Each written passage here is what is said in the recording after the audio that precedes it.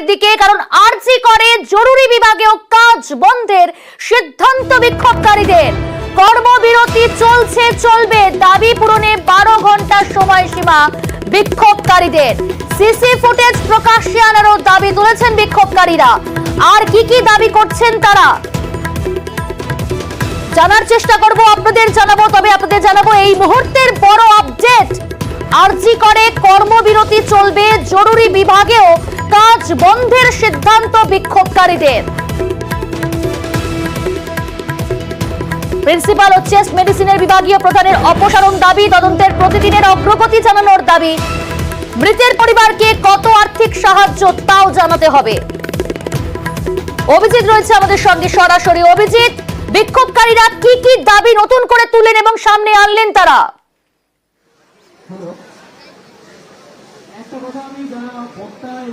প্রিয়াঙ্কা, যেটা প্রথমেই বলে রাখি, গতকাল যে আন্দোলন শুরু হয়েছিল সেই আন্দোলন কিন্তু আরো বড় আকার ধারণ করছে এবং আরজিকর হাসপাতালের ছাত্রছাত্রীরা, নার্সিং ছাত্রীরা থেকে শুরু করে এখানকার পোস্ট গ্রাজুয়েটরা থেকে শুরু করে ইন্টার্নরা, আন্ডার গ্রাজুয়েট ছাত্রছাত্রীরা প্রত্যেকেই এইখানে সামিল হয়েছেন এবং তাদের বক্তব্য যে অবিলম্বে এখানকার প্রিন্সিপাল তথা অধ্যক্ষ doctor Sandip Ghosh, chest medicine বিভাগের এইচওডি এবং এমএসভিপি কে সরাতে হবে। যদিও এখনো পর্যন্ত এখানকার সুপার, কিছুক্ষণ আগেই স্বাস্থ্য দপ্তর থেকে যে নির্দেশিকা এসেছে, এখানকার সুপার সঞ্জয় বশিষ্ঠকে সরিয়ে দেওয়া হয়েছে। তার পরিবর্তে ডক্টর বুলবুল মুখোপাধ্যায়, এখানকার ডিন অফ স্টুডেন্টস অ্যাফেয়ার্স, তাকে নিযুক্ত করা হয়েছে। যদিও আন্দোলনরত জুনিয়র ডাক্তারদের বক্তব্য যে মৃতা ছাত্রী, যে চিকিৎসক ছাত্রী, তার পরিবারকে উপযুক্ত ক্ষতিপূরণ দিতে হবে।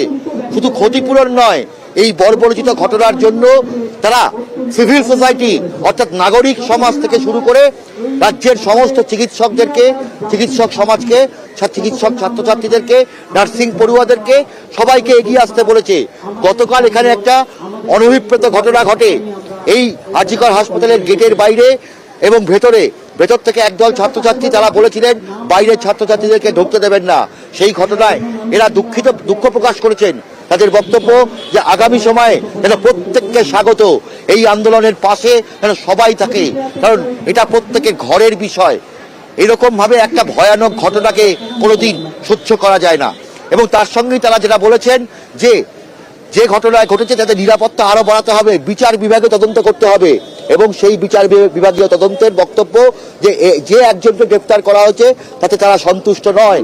তাদের বক্তব্য খুব পরিষ্কার যে এই ঘটনায় দেখতে পাচ্ছেন যে একের পর এক ছাত্রছাত্রীরা যেমন রয়েছেন, মাঝে মধ্যেই এখানে ডক্টর তরুণ মণ্ডল কিছুক্ষণ আগে এসেছিলেন, এখানকার প্রাক্তনী, তিনি এখানে এসেছিলেন। তিনিও শিল্পী সাহিত্যিক বুদ্ধিজীবী মঞ্চের পক্ষ থেকে বক্তব্য রাখলেন এবং তার বক্তব্য যে এই ঘটনার প্রতিবাদে অপর্ণা সেন থেকে শুরু করে কবির সুমন থেকে শুরু করে কৌশিক সেন থেকে শুরু করে সবাই সমালোচনা করেছেন এবং সই দিয়েছেন। এবং একই সঙ্গে বিক্ষোভকারীরা, আন্দোলনকারীরা, তারা সমাজের সর্বস্তরের সকলকে আহ্বান জানাচ্ছে তাদের এই প্রতিবাদে সামিল হওয়ার জন্য। সঙ্গে থাকো অভিজিৎ।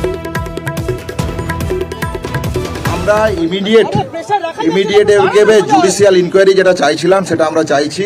দোষীদেরকে অবিলম্বে গ্রেপ্তার করা উইথ প্রপার এভিডেন্স এবং শাস্তি হিসেবে আমরা ক্যাপিটাল পানিশমেন্ট চাইছি।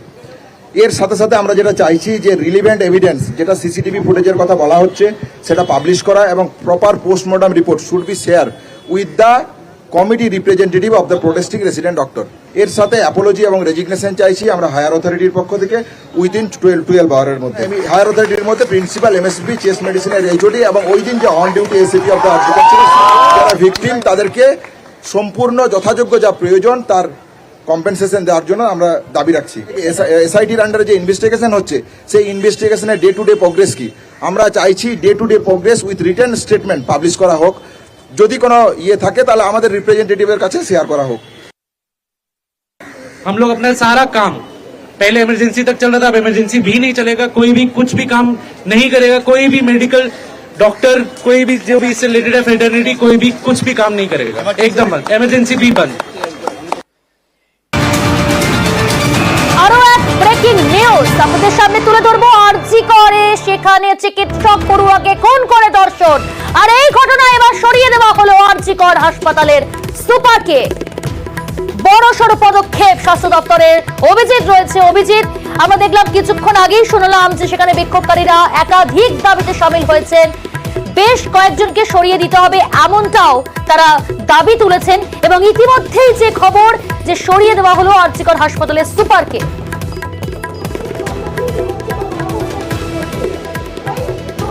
ঠিকই প্রিয়াঙ্কা, যে তথ্য প্রকাশ্যে এসেছে যে এইটা নারকীয় ঘটনা, এরকম নারকীয় ঘটনা, বর্বরচিত ঘটনা, এর কিন্তু কোনো মানে সত্যি বলার মতন ভাষা থাকে না।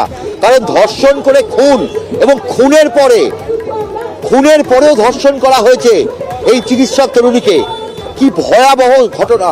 এই পাশবিক ঘটনার প্রতিবাদে এই প্রত্যেকে একজোট হয়েছেন এবং তারা বলছেন যে এই ঘটনার দায় এড়াতে পারেন না এই হাসপাতালের প্রিন্সিপাল, এই হাসপাতালের সুপার, যে ডিপার্টমেন্টে ওই চিকিৎসক ছিলেন, সেই চেস্ট মেডিসিন বা রেসপিরেটরি মেডিসিনের HOD, তারা কেউ এর দায় এড়াতে পারেন না। প্রত্যেকের দায় রয়েছে, কারণ এই রকম ভয়াবহ ঘটনা, কোথায় নিরাপত্তা?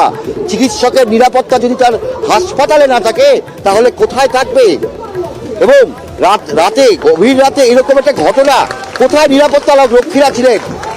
এই হাসপাতালে আজকে দেখা যাচ্ছে যে গেট দিয়ে ঢোকার সময় পরিচয়পত্র দেখে অথবা ভিজিটার কার্ড দেখে ঢোকানো হচ্ছে, এবং সেই কারণেই এই আন্দোলনরত ছাত্রছাত্রীরা, জুনিয়র ডাক্তাররা, নার্সরা তারা বলছেন যে অবিলম্বে এখানকার প্রিন্সিপালকে পদত্যাগ করতে হবে অথবা সরিয়ে দিতে হবে, এখানকার চেস্ট মেডিসিনের HODকে সরিয়ে দিতে হবে, এবং ওই ছাত্রীর পরিবারকে উপযুক্ত ক্ষতিপূরণ দিতে হবে, এবং গোটা দেশের নাগরিক সমাজ অর্থাৎ সিভিল সোসাইটি, চিকিৎসক, ছাত্রছাত্রী, নার্সিং পড়ুয়ারা, তাদের প্রত্যেককে স্বাগত এই আন্দোলনে।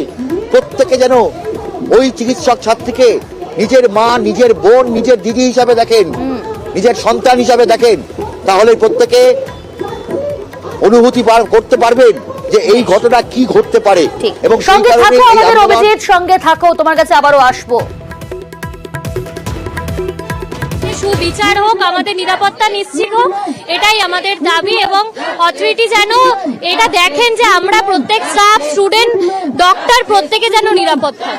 আমাদের হেড অফ দ্য ইনস্টিটিউশন আমাদের সিকিউরিটির জন্য রেসপন্সিবল, এটা আমরা মনে করি। উনি যদি এই সিকিউরিটিটা না প্রোভাইড করতে পারেন তাহলে ওনাকে সেটার জন্য আমাদেরকে একটা রিটেন অ্যাপোলজি দিতে হবে, কারণ ওনার গাফিলতির জন্য এই ঘটনাটা আজকে ঘটেছে। এই ঘটনাটার পর কি হবে সেটা যেমন ইম্পর্টেন্ট, এই ঘটনাটা ঘটলো কেন সেটাও ততটাই ইম্পর্টেন্ট।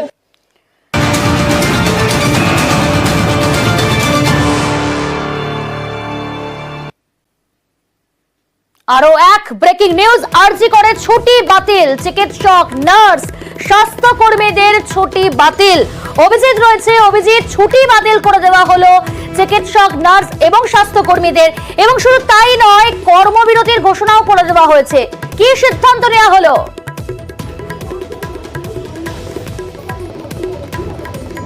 প্রিয়াঙ্কা, এখানকার জুনিয়র ডাক্তাররা তারা কর্মবিরতির কথা আগেই বলেছিলেন, এবং এই ঘটনার পর থেকে গতকাল থেকে কর্মবিরতি অর্থাৎ কাজ বন্ধের সিদ্ধান্ত হয়ে গিয়েছিল, এবং আজকে কিছুক্ষণ আগে জেনারেল বডি মিটিং বা সাধারণ সভার যে বৈঠক হয়, যে এই রেসিডেন্ট ডক্টরসদের, তারা সিদ্ধান্ত নিয়েছে যে শুধুমাত্র ওয়ার্ডে নয়, শুধুমাত্র আউটডোরে নয়, তারা এমার্জেন্সির কাজও বন্ধ করে দিচ্ছেন।